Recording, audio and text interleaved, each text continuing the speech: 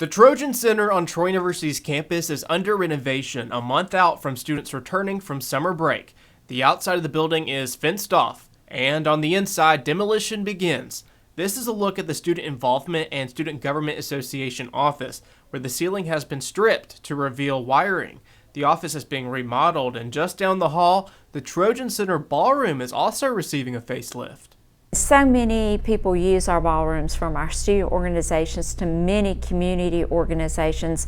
That will be an exciting change for the community and for our students. The old fitness center, which was replaced by the Trojan Fitness and Wellness Center, will soon be the new health center. We are also told the area will house a room with a full-length mirror, which can be used for campus organizations to meet or even practice STEP.